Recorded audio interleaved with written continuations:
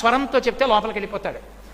ఆ నాదాన్ని ఇష్టపడతాడు కాబట్టి సర్పరూపంలో పడుకుంటాడు. చిన్న అపరాధం జరిగింది, ఒకసారి బ్రహ్మగారిని నిగ్రహించాడు. ఆ కారణానికి వచ్చి పుట్టలో పడుకుని ధ్యానం చేశాడు. అగస్త్యుల వారు కనిపెట్టారు, అది మోపిదేవి క్షేత్రం, కృష్ణా జిల్లా.